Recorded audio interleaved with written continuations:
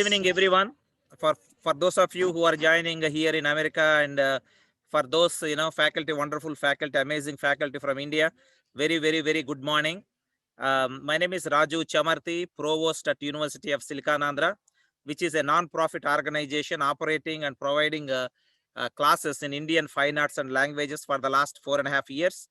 We are almost there with respect to the accreditation. And we have 5 departments today, Bharatanatyam being one of them, Kuchipudi, dance, Carnatic music, Sanskrit and Telugu. We are offering master's, diploma and certificate programs here. Anybody who is in high school or above can take advantage of our programs. For more details, please visit our website, universityofsilicanandra.org. And we have been doing amazing webinars on very awesome topics. In that series, we have a wonderful topic today brought to you by our Department of Bharatanatyam. The topic is Bridge the Gap Between Sastra and Prayoga.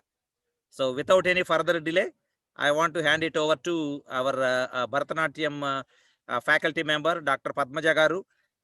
Please take it forward, madam, and welcome you all again one more time. Thank you. And I want to recognize the presence of our, Board of Trustees Chairman, Dr. Pappu sir here, and also several other faculty members from Carnatic Music Department and Kuchipudi Department and Telugu and Sanskrit departments also. So welcome all, and Dr. Padmaja Garu, the floor is yours. Satgurave Namaha. Thank you so much, Raju Garu, for giving me the opportunity to speak today along with our Bharatanatyam faculty members, senior member Dr. Karuna Vijayendra, Dr. Divya Sena, and Srimati Anuradha Ramesh. All of us join hands to convey our namaskarams first to Pappu sir, who's been a guiding force for our new department, where all of us together are working because basically we love Bharatanatyam. So the Prayoga for so many years has gone so deep that we express ourselves now through the medium of this university. I'm also thankful to a senior faculty member from Kuchipudi department, Dr. Rama Devi, who has helped me to choose my topic for the day. And I request Raju Garu sir to kindly make me co-host so that I can share screen with the subject that I you are already co-host, madam. You are already co-host. Please go ahead. Okay. I think I'm audible enough. Is that so? Right. Thank you.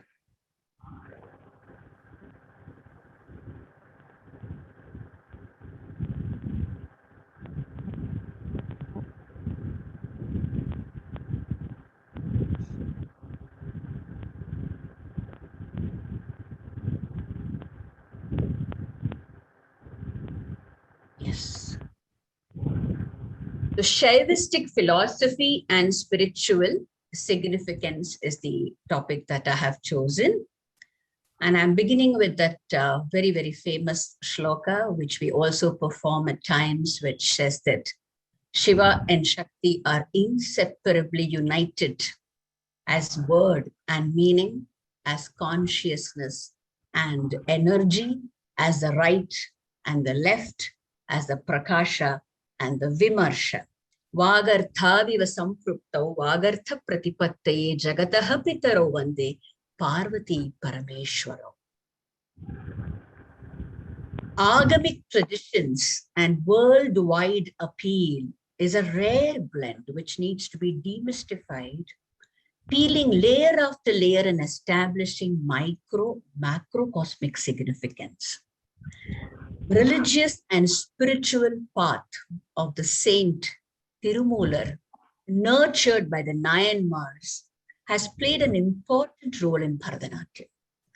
Nataraja is the causal spirit who creates, protects, sustains, removes ignorance and grants deliverance through his Panchakritya Natya. Tirumantiram, the holy agamic text, reveals that darshana of dance of Nataraja is the highest bliss, Satchit Ananda. Another text, Kootanol of Satanar, says, The higher aim of dance is yoga, dhyana, moksha, and sound, letter, music, the padartha, pada artha. The whole world is from the dance of Shiva. Connections between this Shaivistic philosophy, Vastu, architecture, dance, and ritual have to be considered. The physical, emotional, metaphysical dimensions follow a pattern, margam, that not only outlines but also delves into these aspects as a sacred design. The movements in Bharatanatyam merge into triangular motifs like a rising flame, a stance of a steady yogi and definite positions of the Purna Mandali and the Artha Mandali. The Margam convention generally follows Alaripu, Jadishwaram or Swarajadi, Shabdam, Padavarnam, Padam or Javari, Tillana, Mangalam, of course, Devarnama, Shloka, all that is also there. Often believed that this was given or rather formalized by the Tanjavur quartet, the invocation Alaripu forming the entrance, central piece Varnam being the sanctum sanctorum for the Jivatma to unite with the Paramatma. And as a Narati, a Tillana, with a circumambulation with those kind of Ranga Kramana adavas. The above also reflects what is given in the Natya Shastra as the analogy of the instrument Veena to, I will put this on minus because I'm not able to see the slide as well. Yes.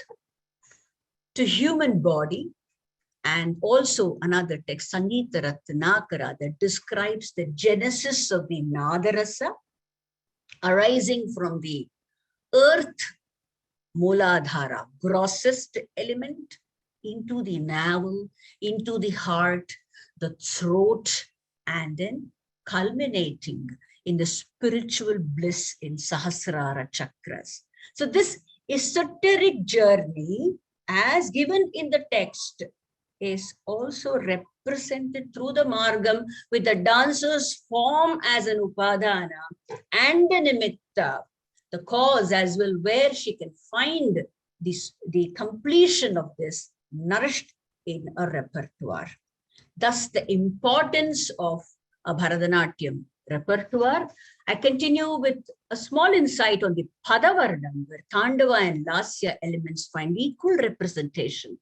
The Trikala Jati opens up representing the cosmic cycles, and every frieze or a Karana explains the highest frequency that is captured through the pose. And through this Rasaraja Shringara, the dancer, devotee finds true expression by surrendering the egoistic tendencies, ultimately trying to get absorbed in the Lord's dance. And for any Shaivagama, it is Shakti who consents to move from word to poem to song to dance. And the composers imagined themselves as Shaktis or Nayikas, as it is only Shakti who can open the doorway to the ultimate realization of Shiva. In the temple too, the Garbhagriha, mentally possessing the Varnam, represents this unity back to the universal womb. Natya, as Shoda Upachara Puja, is Saguna Brahman, Shakti, superimposed towards Nirguna Brahman or Shiva. The point is, while the presentation is a place of worship, the central piece is the heart of the deity. And while body is the temple, the dancer takes the course of entering the heart within to unite with the deity. Although there is no evidence of a linear evolution of Bharatanatyam, Tamil and Sanskrit texts confirm its ancient roots, and scholars trace the dance style to Ekaharya Lasyanga, a solo performance depicting themes of love and relationships.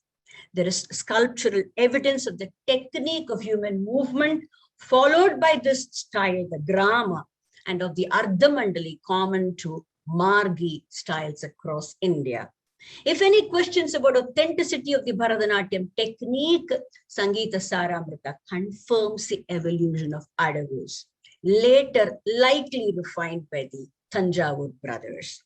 We can see the influence of their music guru, Sri Muttuswami Dikshitar, a devout Devi Upasakar, in their modeling the universe on a dance convention representing Sri Rajarajeshwari. We have famous compositions often done in Bharatanatyam, Sri Chakra Raja Simhasaneshwari, Sri Lalita Ambige.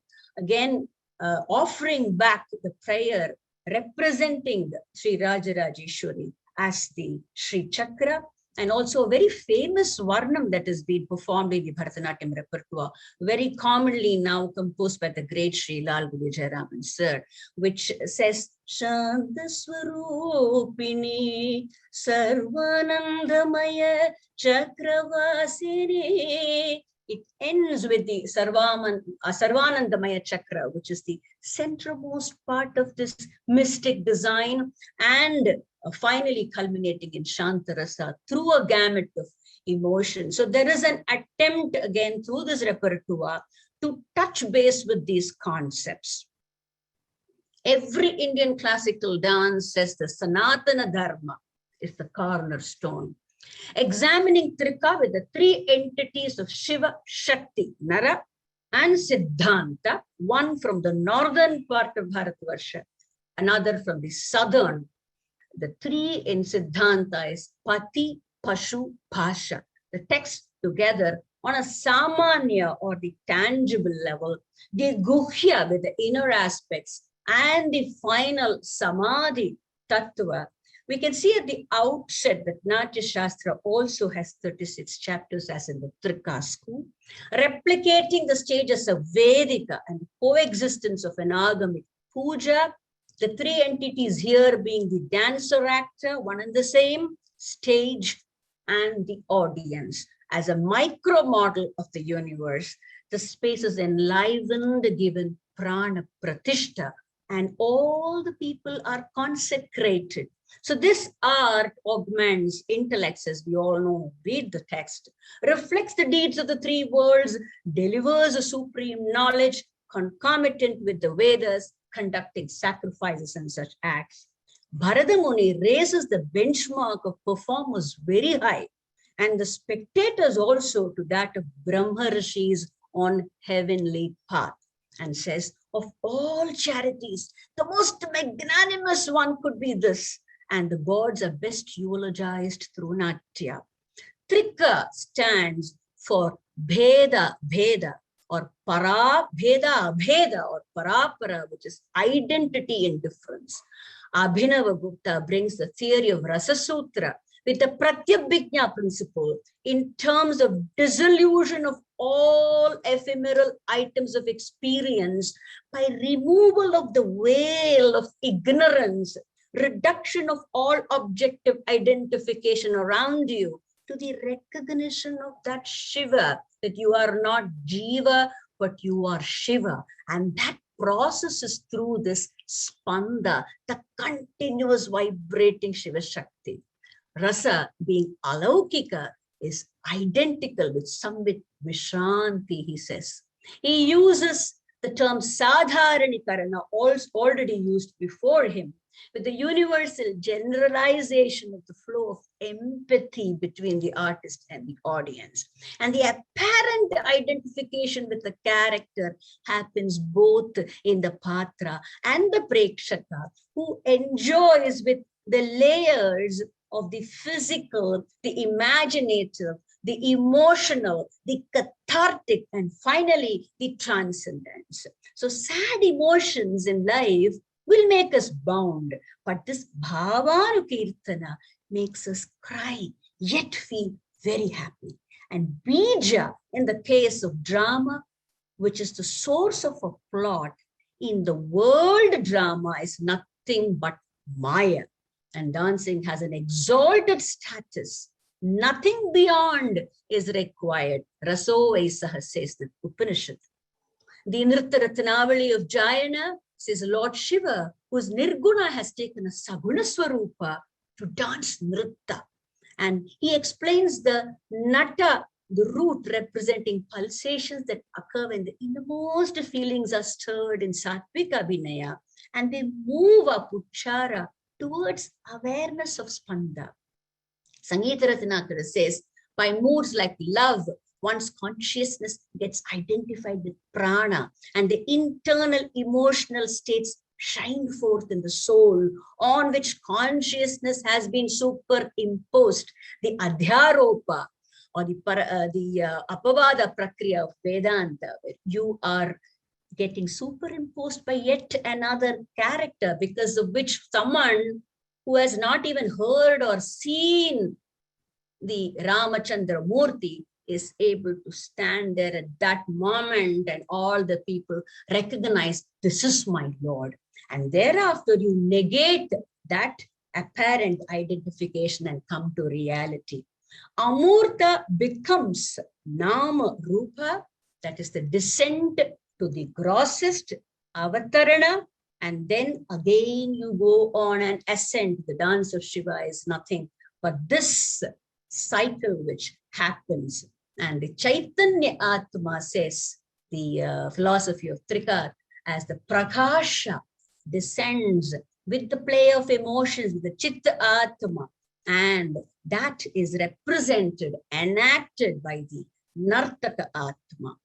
The dancing vibration within the dancer and the spectator recognizes that bindu in the center of the chakra, inseparably the bindu within each and every living entity, inseparably dancing Shiva Shakti in tandem, which is the foundation of Tantragama. Consciousness is not cold or inert intellection. It is dynamic, throbbing with life, then using the body, mind, and to go beyond them. This is the kshetra. The entire graph of sentiments suggests that we pass by fleeting emotional states and finally dissolve into Shantanubhava, the ninth that signifies Brahmavidya, the aesthetic emotions. That is what the Prayoga can do. And touching base with the Shastra, we continue to practice. We will be so much rewarded by touching base with the Shastra. That is the reason why the art has stood the ravages of time, that it is still able to connect beyond all barriers. The aesthetic emotions refine the human beings, and they also contribute to eliminate the Arshad Varga, the Kama, Krodha, Lobha, Moha, Mada, Matsarya. Isn't that the objective with which the Natya Veda came to us as Natya Shastra? Chitta Vritti Vilasa is the art expansion with a landscape of emotions, magnifying life as against Chitta Vritti Nirodha or pure Viveka Marga.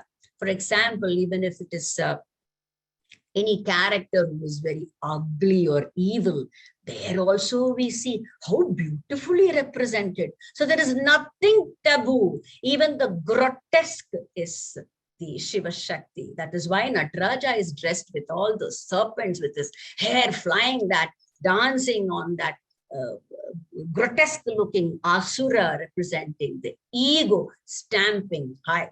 And then with his left pointing to the left leg. So it is all Shakti who takes the dancer, takes the spectator to Shiva. And the dancing ground is the cremation ground. So everything in the Srishti is looked at as the passing phase, which is very, very valuable, not only for the dancer, but generally for life itself. Says Abhinava, like a self-realized yogin, we experience ourselves as sheer actors in the play of life, in various roles of outer being, but absolutely detached. Thank you. Om Namah Shivaya. Yes.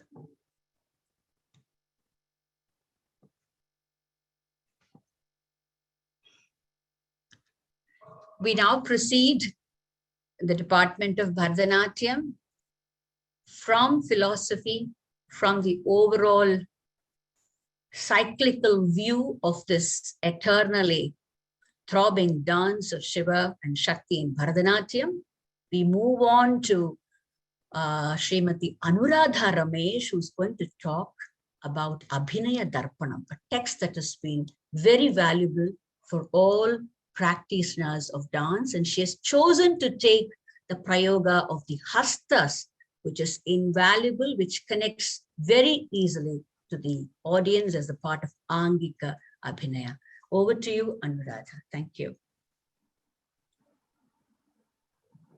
Namaste. Om Shri Gurubhyo Namaha. Am I audible?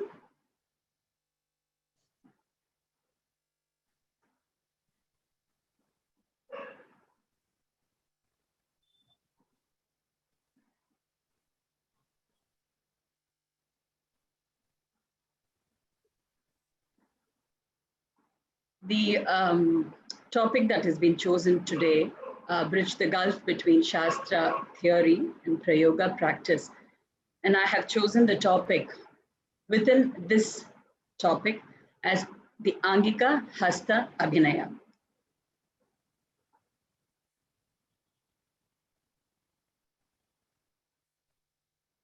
So it was wonderful to hear Padmajaka. And thereafter, when I asked, am I audible? The first thing most of you did was to give me a thumbs up. So even before you try and voice what you want to say, it's the hands that come up to tell you that we are ready for you, right? So since time immemorial, man has used gestures to communicate. And this is not just between humans, but this is also with the divine. The Yajurveda consists of ritual actions performed during the yajnas. And this element of actions and histrionics was incorporated by Bharata when he created the fifth Veda, which is the Natya Veda or the Natya Shastra. Along with Patya, he took from the Rig Veda, the Geetam from the Sama Veda, and the Rasa from the Atharva Veda. Now, when we talk about the entire cycle, as Padmajaka spoke about, going from the gross to the subtle, and from the subtle to the gross, how do we do it? So there is a thought that is there in the mind, like for instance, taking the same example, when we did this, a thumbs up, a universal sign that tells you that we are ready, or this is okay. The thought is what is in our mind first, but how do you express this thought that is there in the mind? The first thing that comes out is using gestures. So gestures of dance also, or hastas, can be said as the building blocks for the language of abhinayam or expressions. Of course, these are stylized, these are codified and are structured. Now, what is the purpose of this particular hasta? The overall purpose of hastas is, of course, communicating, but it is for the creation of the experience of rasa or rasanubhava. And just like for any other language, the hastas are guided by specific grammar and aesthetics, and this sets them apart from the spontaneous gestures that you will find. Now, sometimes the hasta is also used as a synonym for a mudra. The word mudra specifically is associated with rituals and yogic practices. We are not getting into that because that's a different realm altogether. We are going to be sticking to the gross, to the subtle today. Bharatanatyam, having evolved from the ritualistic dance form, does have a number of hastas that are mudras as well. Now, for instance, this Pataka hasta, right, is called as the Abhaya Mudra when held upwards like this, and it denotes security. It denotes benevolence, it denotes peace and victory over fear. Now, the same hasta, when it is held downwards, it is called the Apana Mudra, which is granting a boon. Please pardon me, I think I have written Abhaya Hasta and Varada Hasta, it's the mudra there. The Mrigashirsha Hasta is used extensively during the puja and the sadhanas.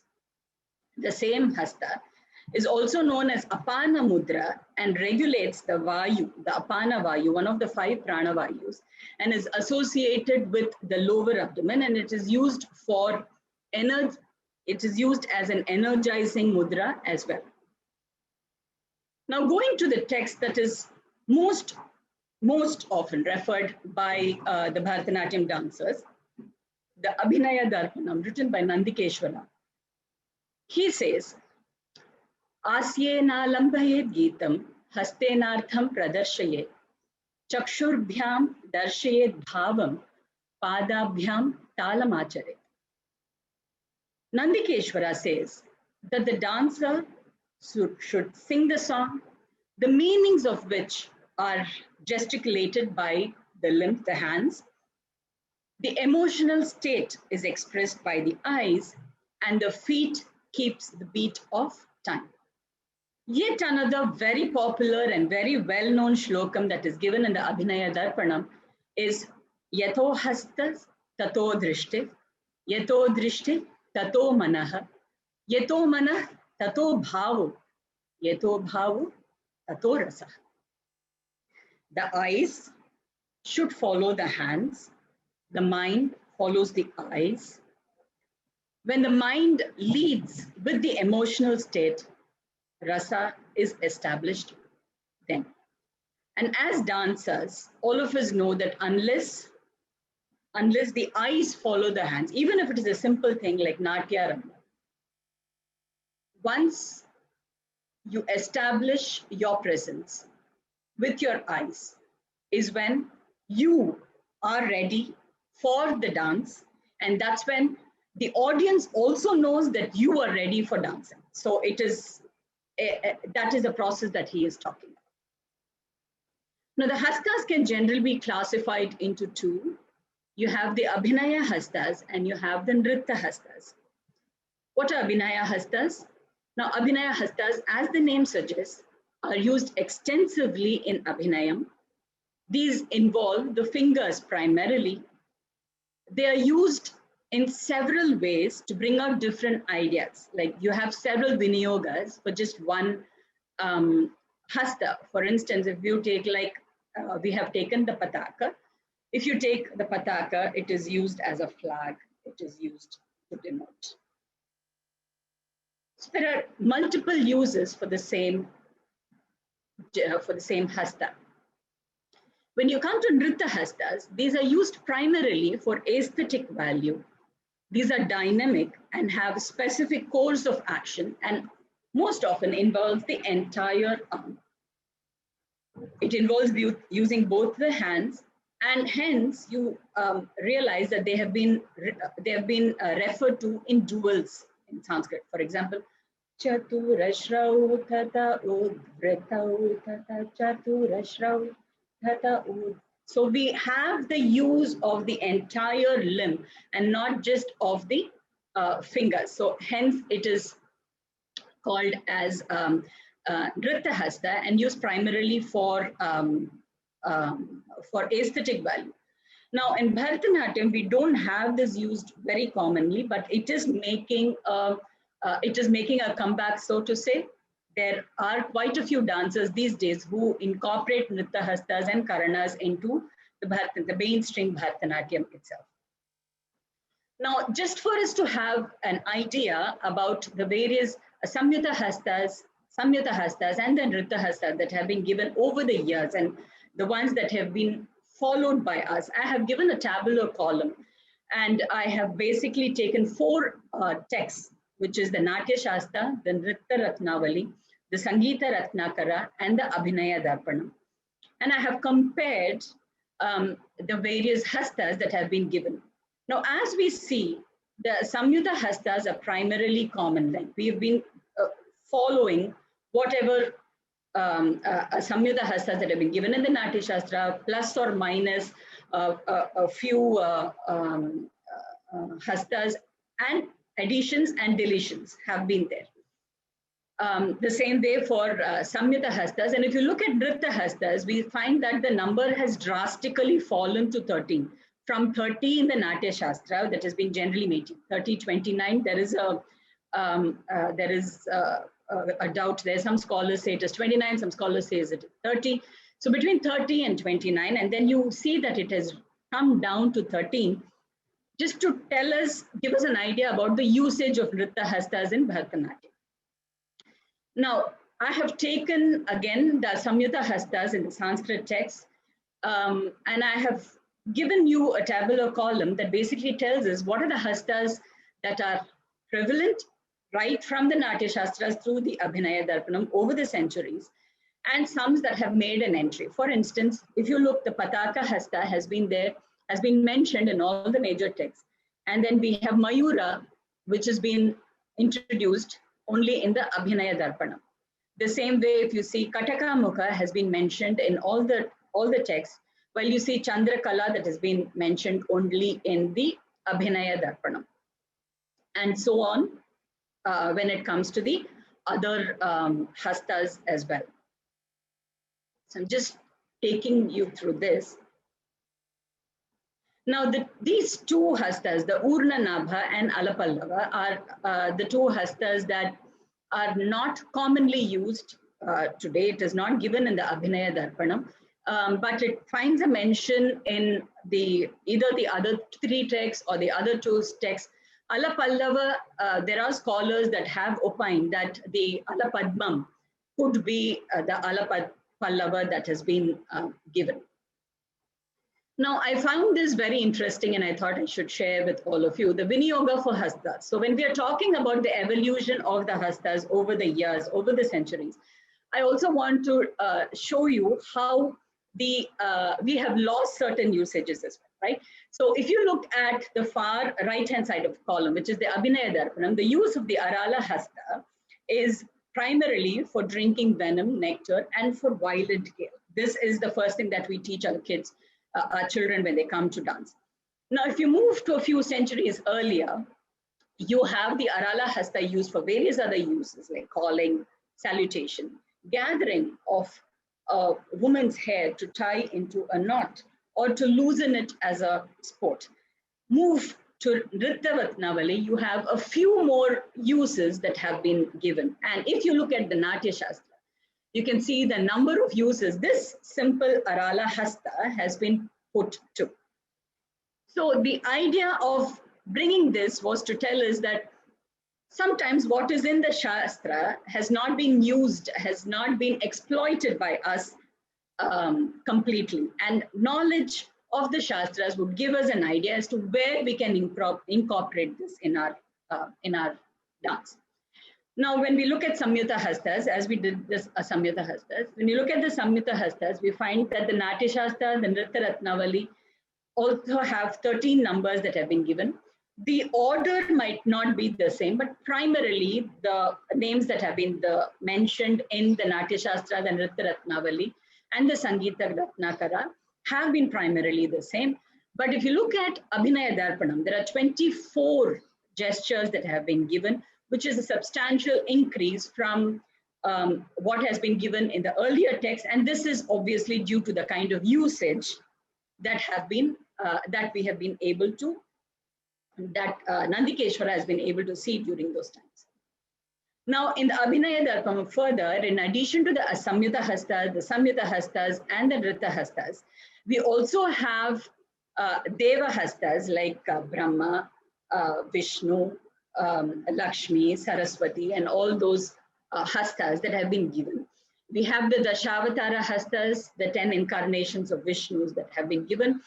The Hastas for relatives called as the Bandhava Hastas, like this is for a couple and this is for a mother, all that has been added. Then you have the 9 planets, the Navagraha Hastas, and so on. So it has been an extensive extensive compilation of the various uses that the Samyutta and the Asamyutta Hastas have been put to at that point of time. Now moving to the Tamil text. In the early Tamil texts like the Kootanul or the Panchabarabha or the Silapadigaram, the hand gestures are classified as Yeril Kai, which is decorative or beauty, yeah, and probably refers to the Abhinaya Hasta, and the Toril Kai, which is functional hands, probably referring to the Nritta Hastas. Now, in addition to this, the Panchamarabha gives a very unique and different classification of the hand gestures as An Kai. Literally translated, it means the male hand, they are 10 in number, the Pen Kai, or the female hand, which are 8 in number, the Ali Kai, which is a neutral hand, which is 6 in number, the Podu Kai, which is common or general hand, which is 9 in number. Now, why has it been classified in that way? What are the classifications have not been mentioned? And the hand gestures in this are called as mudras, and they only find a mention, but the usages have not been given clearly. And the double hand gestures have also been given, which are 15 in number. We move to the Silapadigaram, one of the Ain Peru Kavyam, and we find in the subsection of the first canto of Silapadigaram, which is called as the Arangetra Kade, the rigorous training that Madhavi, the courtesan, undergoes before her stage performance, debut stage performance, which is called as the Arangetra, and the rituals that have been associated in order to be followed during the day of the initiation has also been mentioned in great detail. Now, Adiyar Kanallar, who's written the commentary on the Silapadigaram, has specified that the Natya comprises of hastas, which are gestures, meaning, which is karutta, the neck movements, which is the middle, and the bodily movements, which are the karanas. So we find almost a parallel between the Sanskrit text and the Tamil text, as we see as we are seeing right now. The hand gestures, he says, are of two types again. The Inaya Vinay Kai, which is the Otrai Kai. Otrai means one. So single hand gestures, he mentions 33 of them. And the Inai Kai, which is the Irattai Kai, or the double hand gestures, which are 15 in number.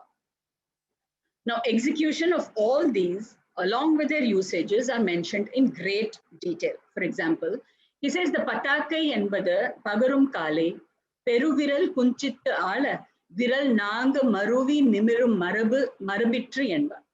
The Pataka Hasta is held with the thumb bent and the 4 fingers held close and straight. So we see that he has gone into great detail, quite similar to that of Abhinaya Darpana, where you have the details that have been given. Now, all the various hastas that have been codified in the Shastras are but tools that have to be used. Now, can this be used in isolation? For example, just this, again, the Pataka Hasta, is not going to be enough.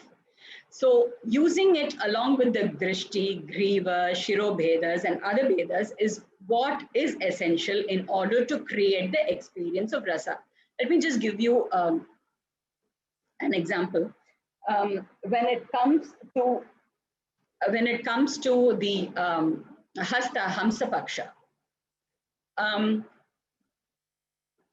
this particular Hasta is used for calling.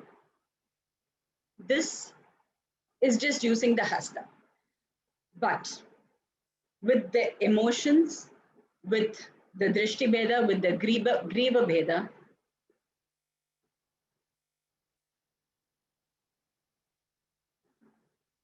this is calling of a loved one.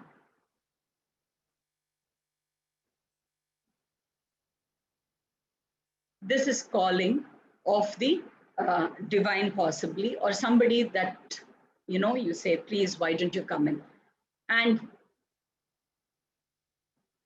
this is when you're calling somebody to come with more stern. So all this comes together in order to create the experience. So like how I started, I do say that it is from the thought, the mind, and it extends to the hastas only for it to go back inside again. The hastas are also governed by other aspects like the margi and the desi, which is the classical or the regional, the natya dharmi and the local dharmi, the manner in which it is held, which is the classical or the colloquial way in which the hastas are held. For instance, if you look at a particular usage, it could be very specific to a particular region and people might not be able to understand, like eating with the hands. This is something that is quite common in this particular region. But if you look at another region outside, eating with the hands might not be a common thing. So expressing that comes into play when you use the hand gestures. Now, as I said, the hasta has to be energized with the consciousness of the experience felt within, and then the communication will be accurate and precise. And this is essential in order to reach the goal of rasanubhava. When the grammar and guidelines, that is the Shastra, are adhered to, the language of the Shastras, which is the Prayoga, expands unendingly without losing either the form or the spirit of classicism to which they belong. Thank you for the opportunity. Namaste.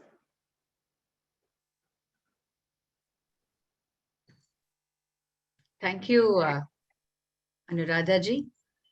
We now move on to yet another interesting Prayoga aspect, which is the rhythm. And we have none other than Dr. Divya Sena, who likes to always take up the challenge of various rhythmic combinations in the dance repertoire. So over to you, Dr. Divya.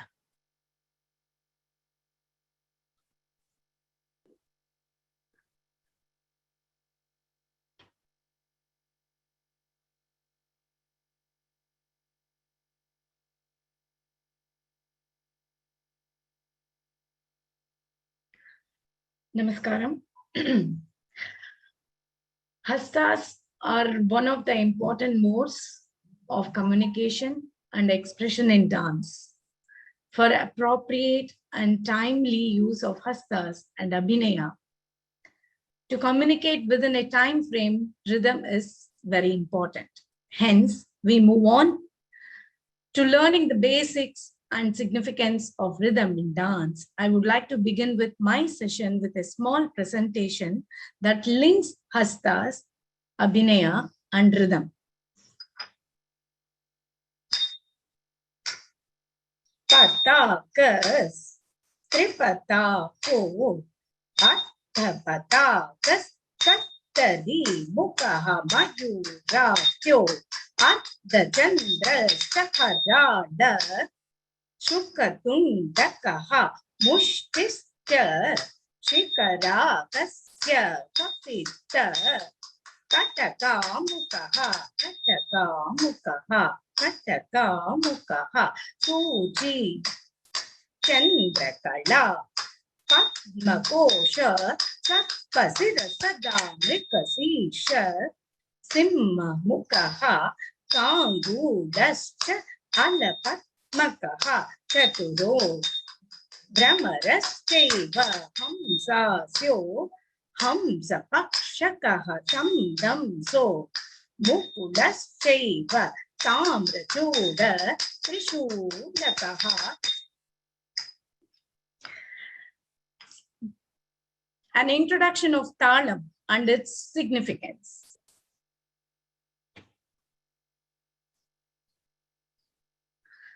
I will be giving a brief introduction on Nadam, rhythm, and Talam. Then move on to text references to Tala, definition of technical terms, importance of Chatushrama, and some practical exercises. A person communicates and expresses one's thoughts through the medium of art. An art is a highly diversified medium under which multiple means evolved and developed. Sound is the medium of music and dance. Its manifestations are many, such as chirping of birds, splash of rain, the crash of thunder, grating of metal against metal. The word used to denote a musical sound is nada. In science, sound is a pressure wave which is created by a vibrating object. The vibrations travel through the air or another medium, solid, liquid, or gas, to the ears. According to philosophers, the whole universe is supposed to be filled by nada. According to treatise on music, in the word nadam, na denotes the prana or the air, and da denotes anala or agni, the fire. The fusion of prana and anala gives to nadam, says the text from the Sangita Ratnakara, first chapter. Shruti Mata Laya Pita is a slogan we always listen. Layam plays an integral part in all Indian classical performing arts. In Natya Shastra, chapter 33, Laya refers to three tempos: quick, medium, and slow, used in the playing of drums, pushkara, with reference to mridanga, panava, and dardura. Analysis of ever-flowing rhythm into definite solid structures results in tala. Note scale, that is pitch, is raga, and time scale is tala. All aspects of percussion are bound by a constantly repeated meter cycle of beat called tala. The talas are not recurrent time cycles. They rather have their individual structure and influence on music. Just as a raga extols the bhavam of the song, so does the which reveals the mood of the song. Tandava, the ta, and laya, lasya is the la, combines and gave the word tala. Tandavam is the dance of Lord Shiva, and lasyam is the dance of goddess Parvati. Tala organized rhythm in music and dance. According to Natya Shastra chapter 28, tala refers to the time measure in musical performances. In chapter 31, the instrument named tala is the solid ghana and relates to division into kalas and to an observation of tempo laya.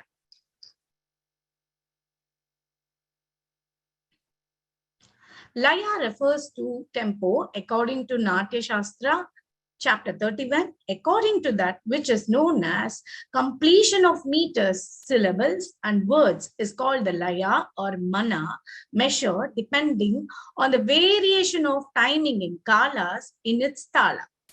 There are three kinds of laya tempo, such as dhrutam, madhyama, and vilam. Text references to tala. Many standard Sanskrit works on music have chapters devoted to tala. Such works as Tala Lakshana, Tala Vidhana, Tala Samudra, Tala Deepika, Tala Mahodati. Tala Lakshana Sangraha treat of tala alone. Works like Sudananda Prakasham, Ragatala Prastara, and Ragatala Chintamani deal with the subject of tala at length. There are references to tala in non-Sangita literature like Silapatikaram, Purananuru, etc. So now we move on to the definition of technical terms. What is tala?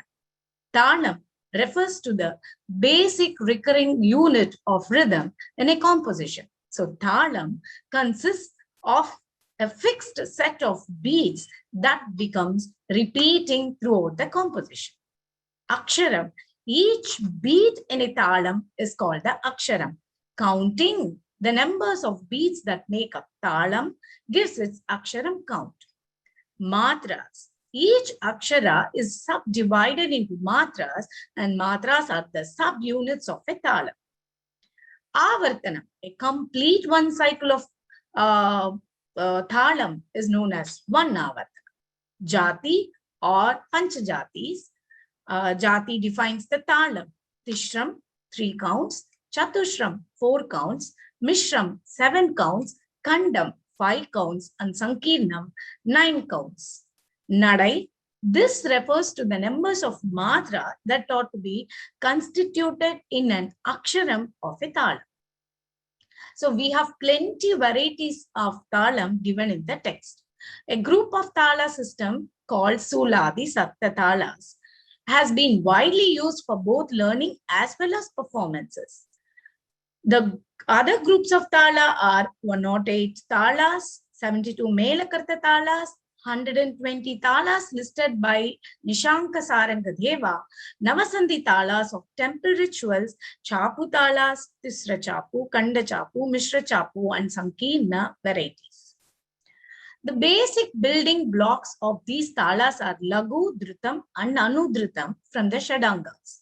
Lagu, one beat and counting the fingers, and Dhrutam, one beat and waving the hand. Anudhrutam, a single beat. So these are the Angas, Lagu, which denotes the arrow, Dhrutam, full moon, and Anudhrutam as the crescent moon.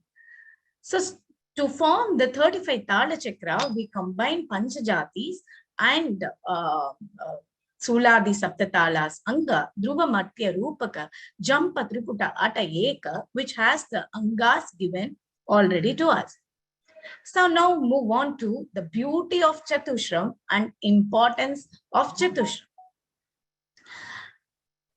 We have Panchajatis 4, 3, 5, 7, 9. So if we add 4 plus 1, we get Khandam, minus 1, Tishram. 4 and 3 becomes 7, Mishram, and 4 and 5 becomes 9, Sankirna. Another beauty is, if we move on to 4 alone, is the Dhritak of the Chatushram. If we add 3 and 5, it forms the Madhyama Kalam of Chatushram. And 7 plus 9, again we get 16, which is the Vilambam of the Chatushram. So now, to understand more easier, Vilamba Madhyama Dhritam, I have done a scale which denotes each akshara as 1 bar and counting the matras as 4. For Vilamba, each akshara takes the 1 syllable, which we get 4 aksharas and 16 matras. Ta, ka, di, mi. Madhyama Kala, 2 aksharas. Within 2 aksharas, we get the Madhyama Kala. Ta, ta, ka, dim, mi. Ta, ka, dim, mi. And Dhritam, each syllable 1 matra. Takka dimmi, takka jannu, takka dimmi, takka jannu. So here I'm giving you the numbers 16, 8, 4, 2. So if we understand Vilambam, Madhyamam, Dhritam as numbers, we can just take any numbers and apply any syllables and we can practice. So here I'm taking the pattern of Takum Dari Kitataka. Ta, kum, ta, ri, ki, ta, ta, ka, takum, ta, ti, ki, ta, taka, takum dari kitataka. Takum dari kitataka, kum, ta, ri, ki, ta, ta, ka, takum, ta, ri, ki, ta, taka, takum dari kitataka. Takum dari kitataka, takum dari kitataka, kum, ta, ri, ki, ta, ta, ka, takum, ta, ri, ki, ta, taka, takum dari kitataka. Takum dari kitataka, takum dari kitataka, takum dari kitataka. So next is very common sollukattu is Didithai. So again, this Didithai is Chatushram. So I am going to place this invisible comma in different places to get a beautiful pattern. I'm going to render in Madhyama Kala. Didithai, Didithai, Didithai, Didithai. Did the tay did the tay did the tay did tay did did tay did did tay did did tay did did tay did the tay did the tay did the tay did the tay tay. So I have taken this format to present in a Malari third column. So I would like to give a demonstration of it. இடி அதன் உருவுமை கொள்ளமிகு கதியது வடி கொடு தனதடி வழிபடும் அவரிட கடி கண்ண பதிவர ஆருளினர் மிகு கொடை வடிவினர் பயில்வர் வன முறை இறையே. So rhythm, with its multi-facet aspects in the every essence of dance, it is therefore imperative that any dancer, teacher, choreographer, performer, or even a student completely understand the subtle nuance to excel in this divine, beautiful art. Every genre of music for the dance repertoire has its own unique rhythmic characteristics, which should inform and influence the choreography and performance. Rhythm is to dance what the heart is to be to a being. Rhythm is the definite essence of any form of dance. Exploration of rhythmic permutation and combination may be the essence of dance forms. Every music composition of Bharatanatyam for the repertoire has its own unique rhythmic characteristics, which should inform and influence the choreography and performance.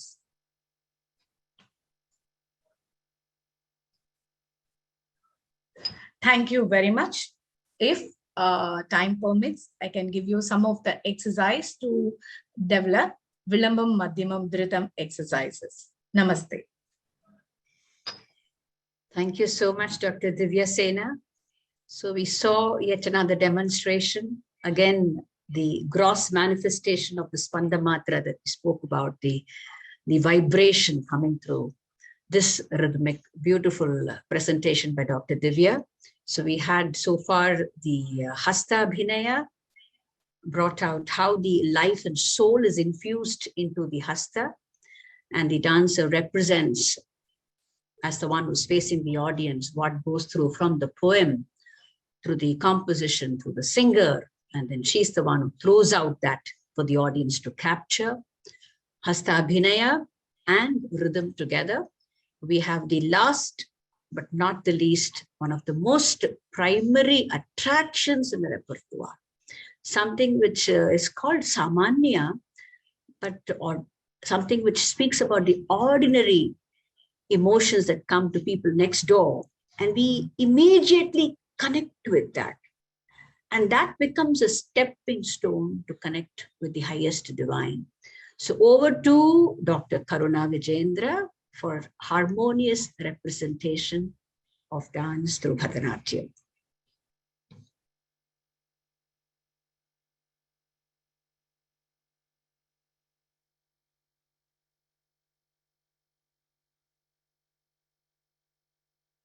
Dr. Karuna, you will have to unmute, please.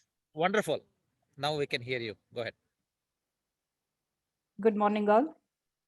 Ella Sahridayarigu Namaskara. This is a wonderful opportunity to present in front of esteemed gathered audience and our own faculty. Acknowledging everyone's presentation, I'm here with Samanya Abhinaya with reference to Bharatanatyam, where we want to share our thoughts on bridging the gap between the Shastra and Prayoga. Always they say Prayoga first, then the Shastra. Once we experience the content, then it will be documented. So practice gives a lot of knowledge for the documentation. So being an historian, I rely more on documentation. So I'll just take you to the journey of Samanya Abhinaya. What is Samanya Abhinaya? When we say Samanya Abhinaya, it is explained in Natya Shastra. Right from 1 hour, we are discussing about the texts and the tradition traveled throughout the journey of the great rich parampara, what we have in our Bharata Samskruti. Natya Shastra is a great text which has an art which is published, which is practiced here in Asia, Pan-Asia we can see, and it has been documented here, and it is considered as one of the first text which has been identified, which connects to the psychology. And the everything, human behavior, what we want to know, what we want to do about the human behavior, it has been discussed in detail. So related to the human behavior, the characteristic features, and the different stages of men and women, how they experience, how this been categorized and characterized, all these things are discussed in Samanya Abhinaya. Main factor what we see in Natya Shastra, when he says the prime category is Uttama, Madhyama and Adhama, that is connected to the Sattvika, Rajasika and Tamasika, right from Dr. Padmaja's to Anuradha and to Divyasena, acknowledging all their concepts and the content what they have explained.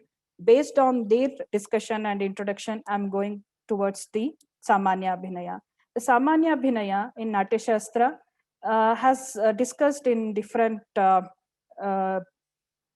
chapters. We have that ambiguity of saying that it is in 22nd chapter or in 24th chapter. The Kaushi print says it is in 24th chapter. Bombay and Baroda says 22nd. In his Apparav's, always I do refer to Apparav's text. So it says as 22nd chapter. Let the ambiguity be there, whether it is 22nd or 24th. We are only concerned with the content, what it is there in the Samanya Abhinaya. When we say Samanya Abhinaya is known to depend on, that is Vachika, Angika, the movement, of course, the rhythm.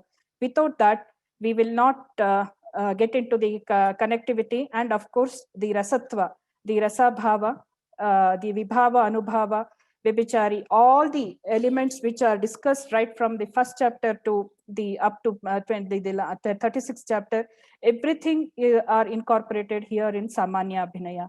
To give you an idea of how it is been expressed or what it is Samanya Abhinaya, we'll go through a video first, then I will explain so that it will have a more impact on the content, what it is there. So we'll see a video now, please. Audio is audible?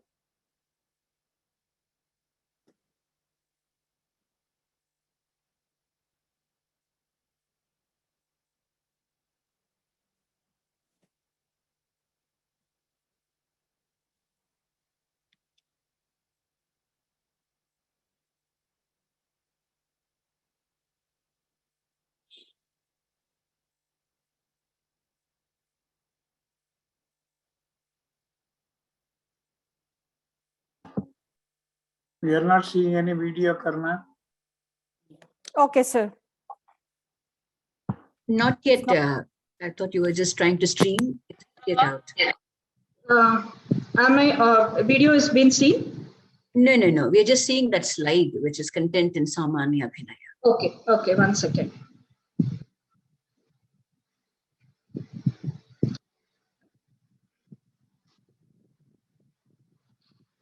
Since Samanya Abhinaya connects to a lot of the common life, what we go through and what experience it is there in, which is depicted very nicely in all the segments, whether it is Sanskrit literature, cinema, or the day-to-day acting theater, we can see the Samanya Abhinaya in a very nice way. So there is an attempt to show the video now. If it is not been seen, I will continue with the presentation. Will it be possible? Yes, please. You'll have to click on the video you can do it, but please make sure you share the sound also when you're doing this. Yeah, okay, we can hear it. Yeah, thank you.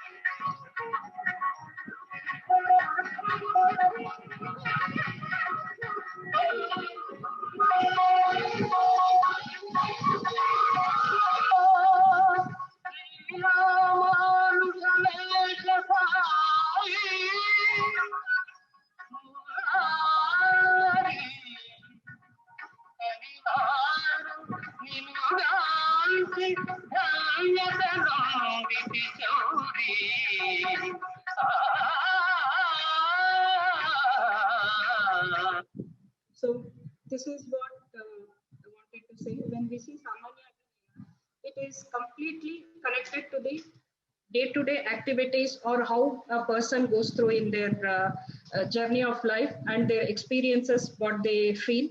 So the rhythm, why it was chosen was to establish the different the stages of Nayikas and the expression of a hero, heroine, and the rhythm, the comparison of the nature, the the Angika, Vachika, and the Sattva, what we can see and we can experience. So connecting to the visuals, what I would like to say is the representation of the emotions is rather vague in nature, but when a sense, it is dependent on the extreme feeling, and then it becomes the evident as sentiment with the features of horripilation, tears, etc. produced at that moment.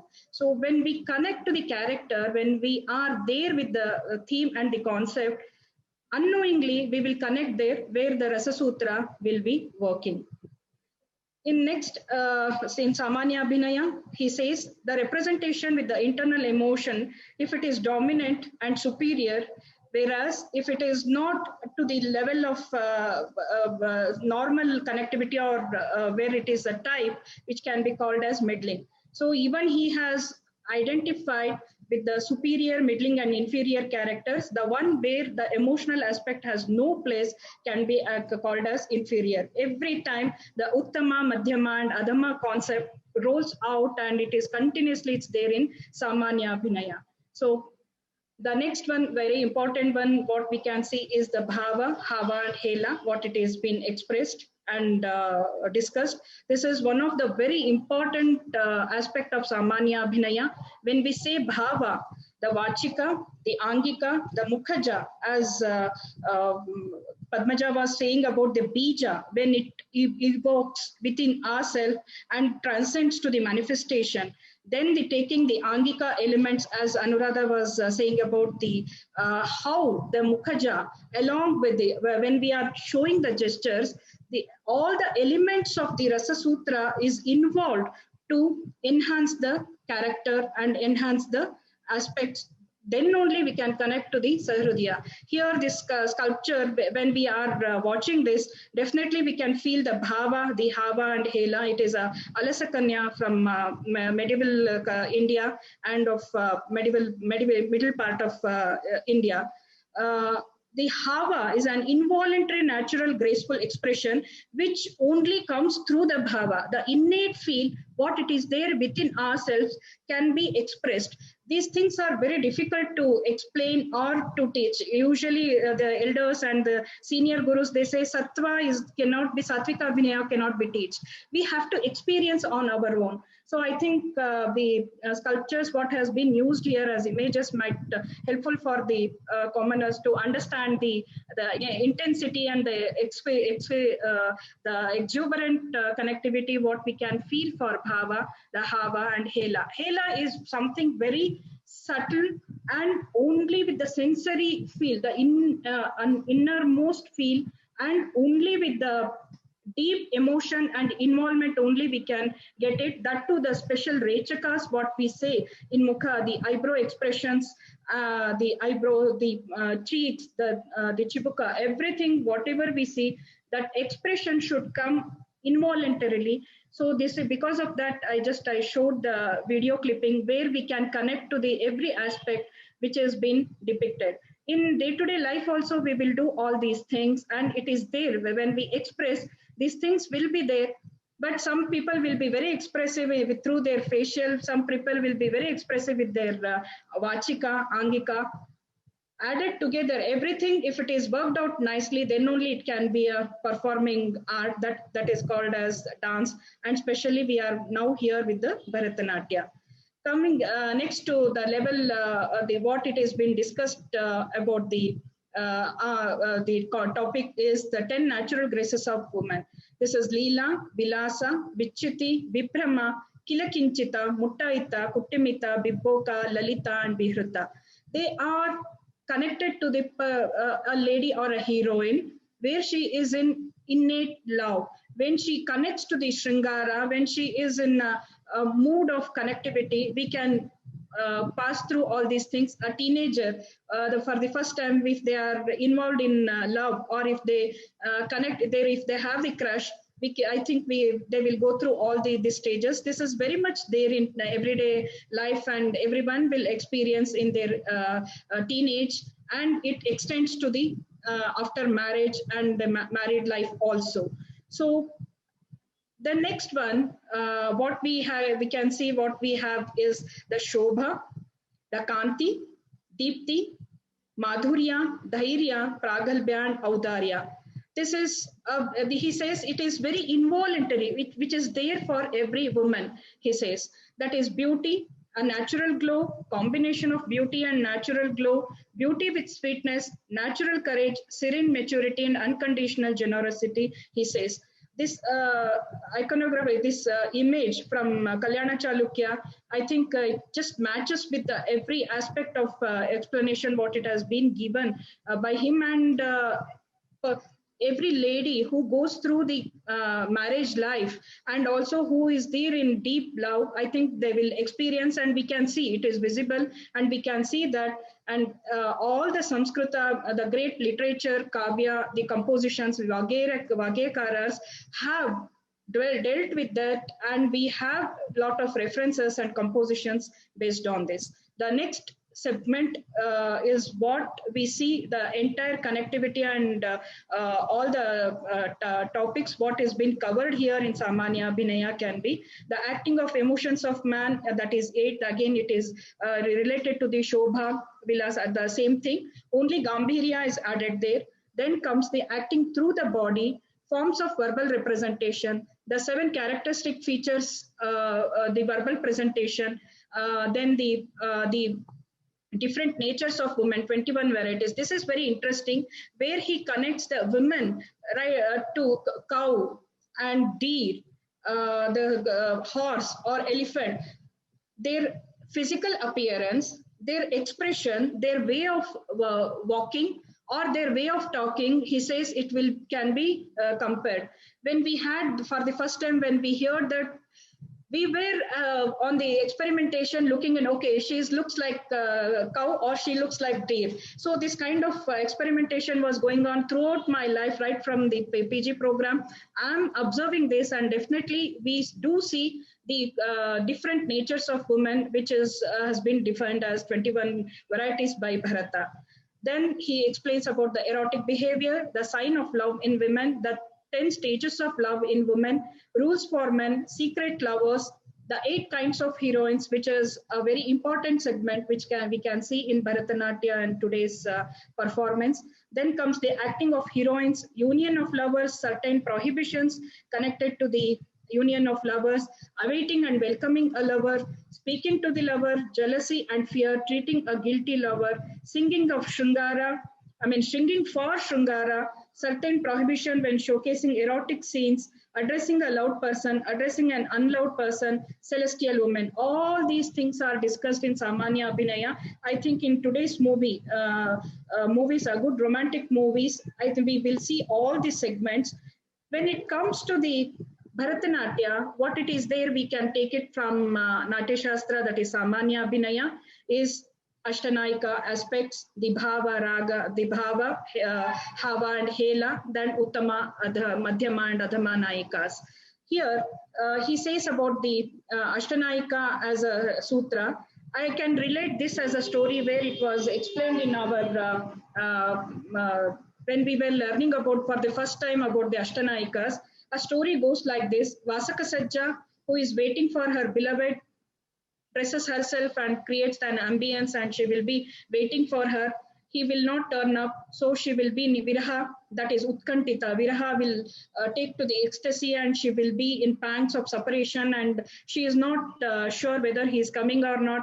Then she becomes Kalahantarita, she will be agitated, and she may say, she will wait for at least one message, but nothing will be there, she will be in agitation.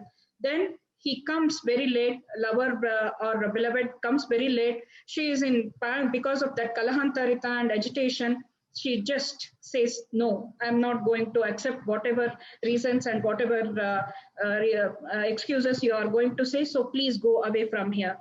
then she repents. Though he sends the message, she will not be in a condition to accept him, or there will be, she again feels for the deceiving by him, and messenger consoles and she will speak to Sakhi, and she plans and she decides to meet him. That person who goes to meet him will become Abhisarika, a very courageous girl, a teenage girl or a lady who is in complete love and just don't care for the society and the time or where she has to go. So just she leaves her place and in search of her beloved she goes. Then she becomes Svadhina Patika, a proud heroine with her beloved. So she is very happy with him. Then again, beloved says he has to go on work. They have to separate. So she accepts his separation because he is going on duty. She accepts, counts the days, and she will wait for him. That is Proshita Bhatrika. Again, the chain cycle continues. Again, she becomes Vasaka Sajja. So this variety of the Ashtanayika heroines is very nicely is being portrayed, and we have this in today's Bharatanatyam. As per to the Samanya Abhinaya of Natya Shastra, we have 8 into 3, that is Ashtanayikas into Uttama, Madhyama and Adhama, the 24 varieties. It was around 8th and 9th century. Again, by 10th century, it was the table changed. By 15th and 16th century, we can add double zeros beside the 24. So 2,400 or 2,600 varieties of Nayikas we can see, which is being explored, and the discussion is going on right from Kama Sutra to Bhanudatta's Rasamanjari, and to even in today's 21st century, people are working, scholars and dancers are working on different shades and levels of the Nayikas, what we have. So this is the Ashtanayika concept and the Samanya Abhinaya, what it is there in Natya Shastra. I have some visuals to show, to express the different Nayikas, where we have seen in Bharatanatyam the Vasaka Sajja. To as far as my knowledge goes, and when we see, we will not consider the Uttama, Madhyama and Adhama Nayikas as per to the what it is explained in Natya Shastra. It is more of different other texts what they have given here. I'm going to show a little videos. Please give me your opinion. Are you able to see the videos? We are going to start that. It is here. It has been divided into Vasaka Sajja Nayika. Then the next one comes the Swadhina Patika. Then we have Khandita. Then the Abhisarika, then Virahot Kantita, identified with Uttama and Madhyama. Here we'll see the Uttama and Madhyama Vasaka Sajja Nayikas. Please give me, we are starting the videos. Let me know, will it be, is it audible, and you can see this? Hello? Yes, Karunaji. Yeah, thank you, Padmaji. Thank you. This is Vasaka Sajja Nayika.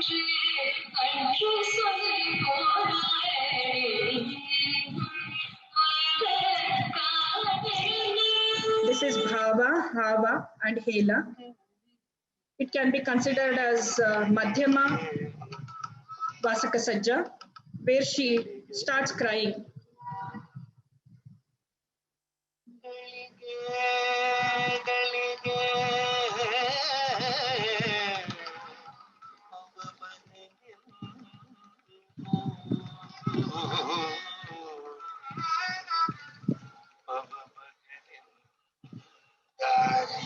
This is Vasaka Sajja, Uttama.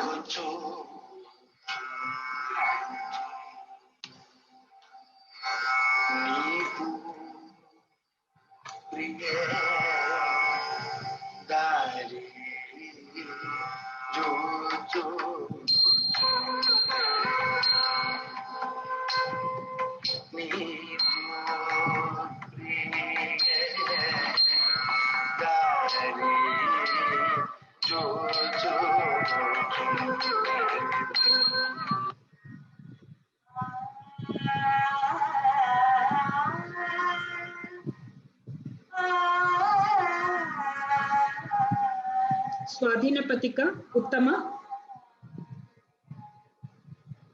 ఎంత చక్కని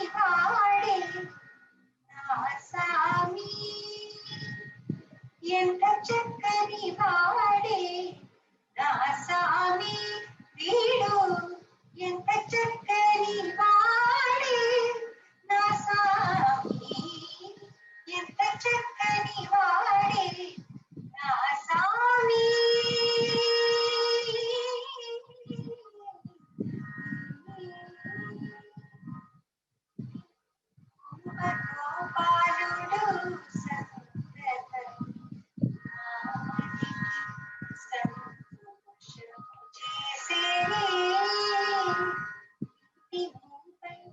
గోపాలుడు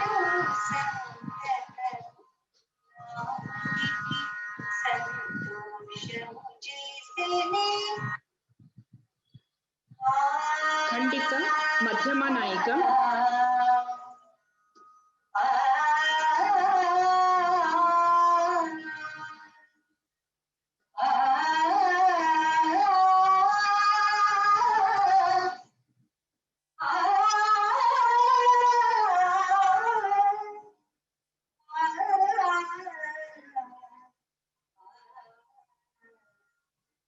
సరసాల చాలించడం ఓ వెన్న దొంగ సరదాల తీర్చరా సరసాల చాలించరా ఓ వెన్న దొంగ సరదాల తీర్చరా సరసాల చాలించరా ఓ వెన్న దొంగ సరదాల తీర్చరా దోబూచులాడుచు దోసిత బంధింప దోబూచులాడుచు దోసిత బంధింప దోబూచులాడుచు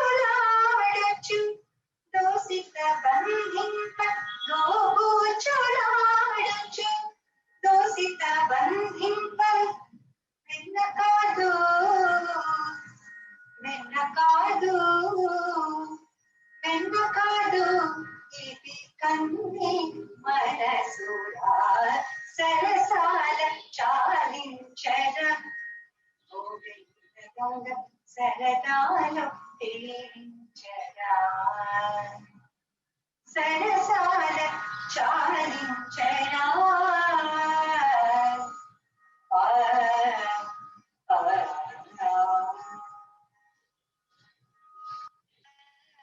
Abhisarika, narrated by Madhyama character.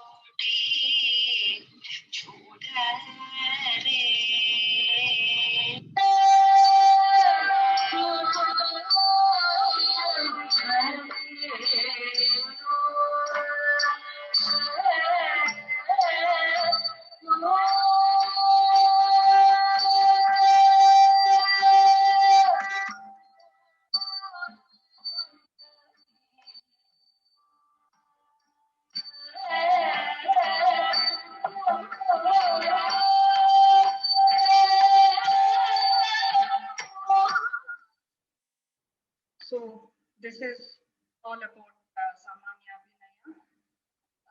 A lot of things will be there to discuss and to know about Samanya Abhinaya, which is there in part of our day-to-day life, and we can see in all the compositions then the film, the representation of Natya Shastra of 2nd century in our 21st century, and of course Bharatanatyam. We have the elements of Samanya Bhinaya a lot, yet we have to explore a lot of things what it is there in Shastras.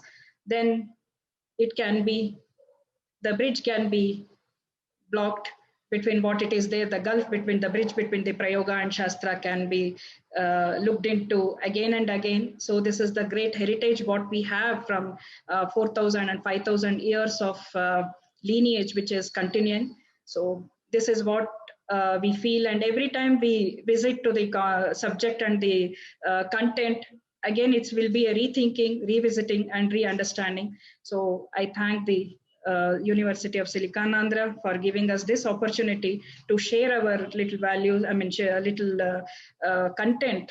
It's like ocean, just taking one Uddharana of Tirtha into the ocean. That is what I feel.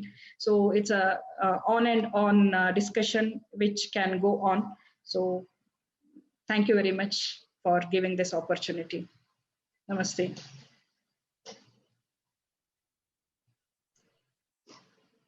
Thank you, Karunaji. Raju Garu, we are all personally very overwhelmed. So now back to you and Papu sir. Thank you so much. Thank you very much, Dr. Padmaja Garu, Dr. Karuna Garu, and Anuradha Garu, and Dr. Divyasena Garu. We will open it up for any questions, or reflections or comments, anything. Please unmute yourself and speak up.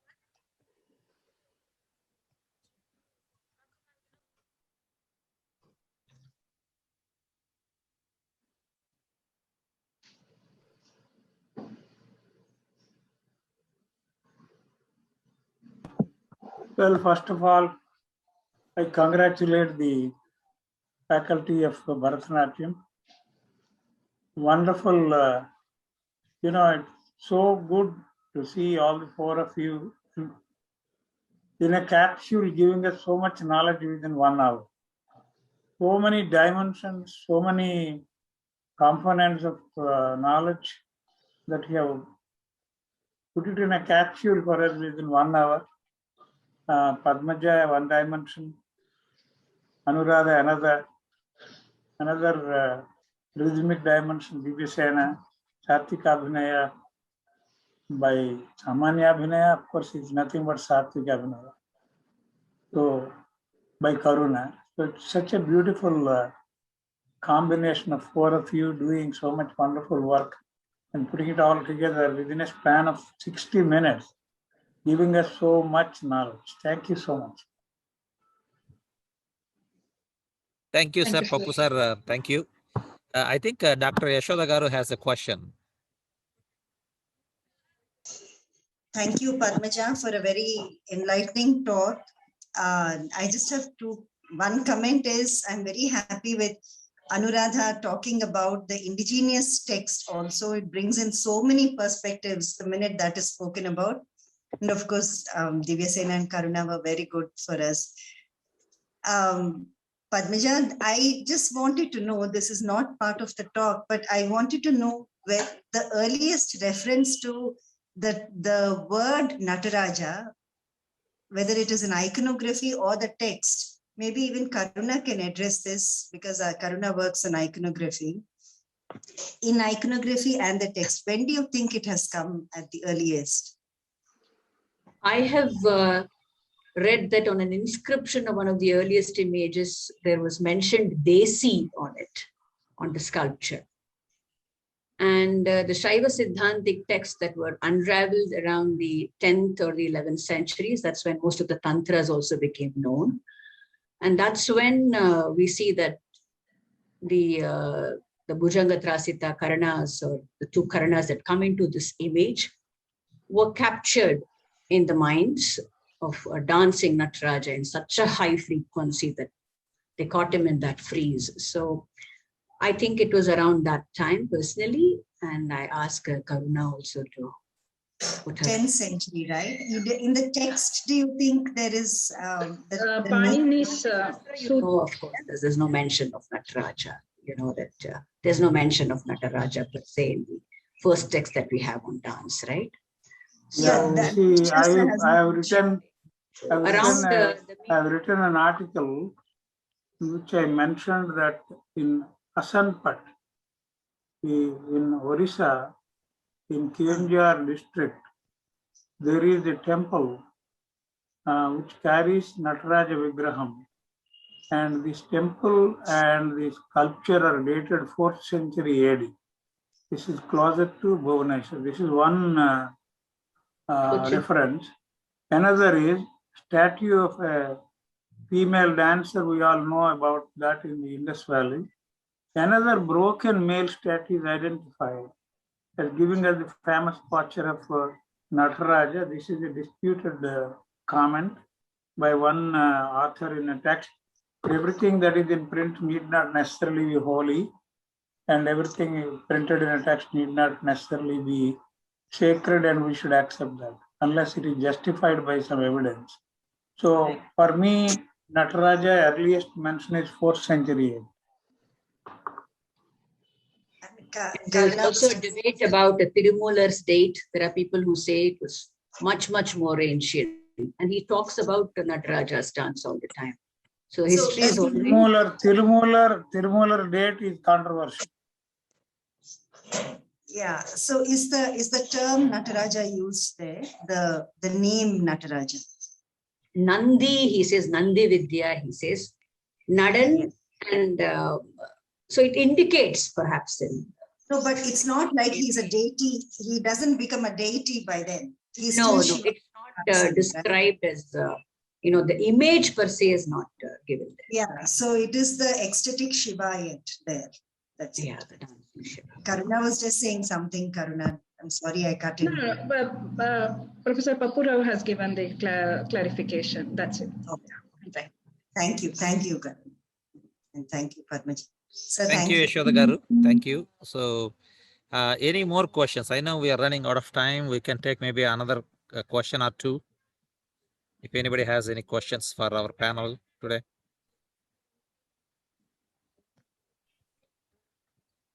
No questions.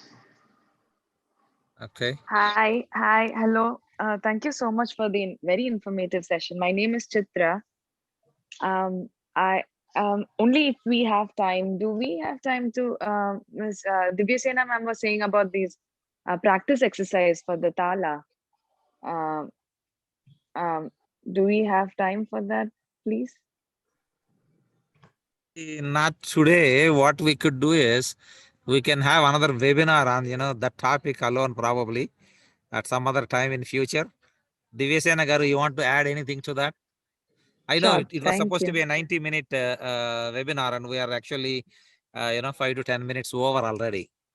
So, Divyasena Garu, anything you want to add? Please do. No, sir. Due to time, we can definitely do another session alone for this. But as generally for Kala Pramanam practice, Vilambam, Madhyamam, Dhritam, we can recite Vilambam alone and do Nattvangam, all the three speeds, which gives us the confidence of moving to all the Kala Pramanam. We can apply it in Panchanade or any other verse. That will be a very easy and daily practice while in class. So next time I can show you with the practical. Thank you, Chitra. Thank you so much, ma'am. Thank you. I really appreciate your time. Thank you, Divyasena Garu. Maybe one more question, if anybody has anything for our wonderful and awesome faculty at the Bharatanatyam Department, University of Silicanandra. Our next semester, fall semester, starts on August 16th. So please, anybody who has joined here today, help us spread the word and share the programs that we offer at the university. And let them make a decision. We have wonderful curriculum that is second to none, and very well renowned faculty. Okay, so since there are no more questions, we could conclude this session.